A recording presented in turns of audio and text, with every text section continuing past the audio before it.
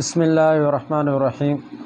میرے محترم علماء کرام اور طلباء اعزام، آج کے درس میں ہم شمارہ نمبر 5 بیٹے کے بیٹے کی بیٹی، ان کے احوال، باپ اور ماں کے احوال ذکر کریں گے۔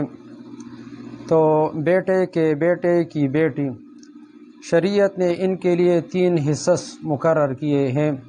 ایک ثلثین ہے، دوسرا نصف ہے، تیسرا سدس ہے۔ تو بیٹے کے بیٹے کی بیٹی دزوی لور، ان کو ثلثین کب ملے گا؟ تو ان کے لیے 2 شرطیں ہیں، ایک وجودی شرط ہے اور دوسرا عدمی شرط ہے۔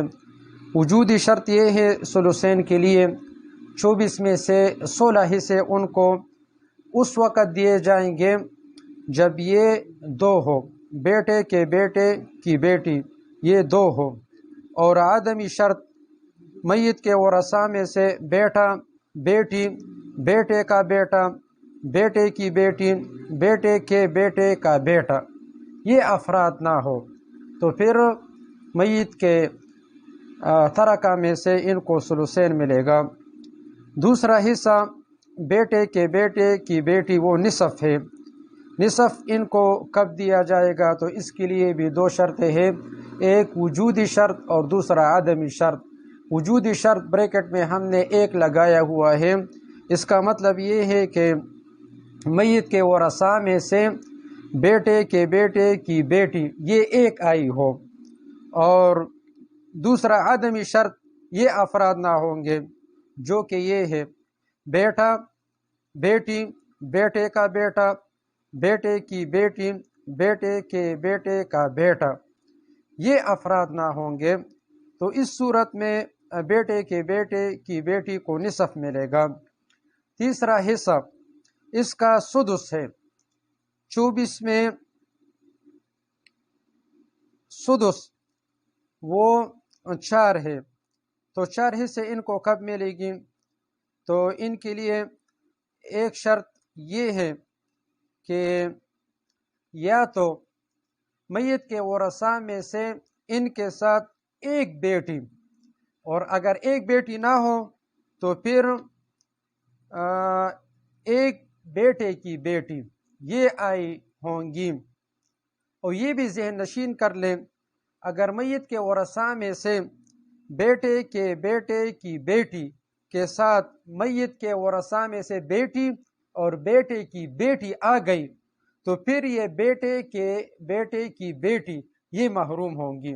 پھر سنیں، اگر میت کے ورثاء میں سے بیٹے کے بیٹے کی بیٹی کے ساتھ میت کی 1 بیٹی اور 1 بیٹی کے ساتھ ساتھ میت کے ورثاء میں سے بیٹے کی بیٹی بھی آ گئی تو پھر یہ محروم ہوں گی۔ اور دوسرا عدمی شرط، تو ان میں سے 1 ضرور بضرور ہوں گی، 1 بیٹی، تو اس صورت میں بھی بیٹے کی بیٹی کو سدس ملے گا، اور یا میت کے ورثاء میں سے بیٹے کی بیٹی یہ 1 آ گئی اور یہ بھی آ گئی تو پھر بھی سدس ملے گا، تو یہ وجودی شرط ہو گیا۔ دوسرا عدمی شرط، میت کے ورثاء میں سے یہ افراد نہ ہوں گے، بیٹا، بیٹے کا بیٹا اور بیٹے کے بیٹے کا بیٹا، یہ نہ ہوں گے، تو اس صورت میں ان کو سدس ملے گا۔ 6 نمبر ذیل الفروض میں سے وہ باپ ہے، ان کو بطور فرضیت کے 1 حصہ ملتا ہے، وہ سدس ہے۔ سدس ان کو کب دیا جائے گا میت کے ترکہ میں سے؟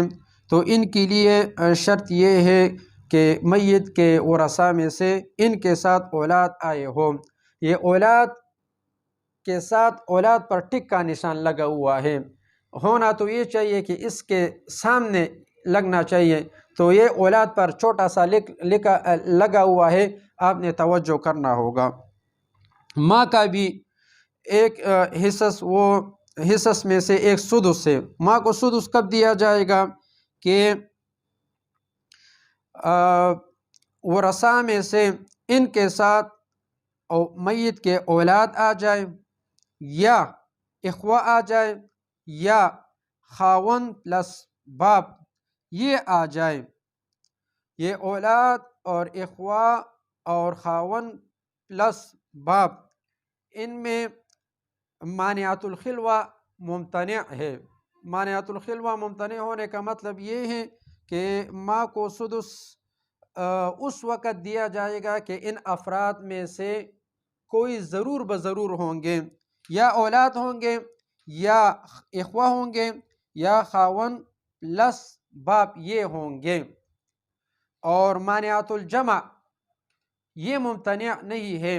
مانعات الجمع ممتنع نہیں ہے، اس کا مطلب یہ ہے کہ میت کے ورثاء میں سے ماں کے ساتھ میت کے اولاد بھی آ جائے، اخوہ بھی آ جائے، خاون پلس باپ یہ بھی آ جائے، تو پھر بھی ان ماں کو سدس ملے گا۔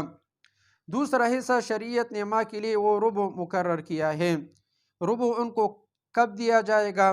جب میت کے ورثاء میں سے بیوی پلس باپ یہ آ جائے، یہ وجودی شرط ہو گیا، اور میت کے ورثاء میں سے ماں کے ساتھ اولاد نہ آئے ہو، اور خاون پلس باپ یہ نہ آئے ہوں گے، اور اخوہ نہ ہوں گے، تو اس صورت میں ان کو ربع ملے گا۔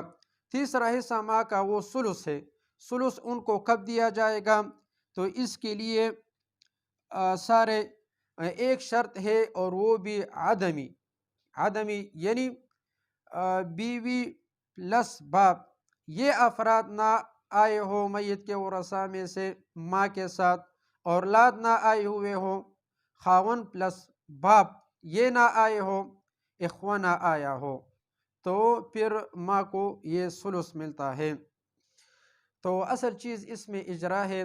درس نمبر 2 میں ہم نے آپ کو سوالات دیے ہیں، آپ نے وہ حل کرانے ہوں گے، اور جو اشکال اور جو غلط جوابات آپ نے لکھے ہوں تو آپ نے ہماری طرف رجوع کرنا ہوگا۔ وآخر دعوانا ان الحمد للہ رب العالمین۔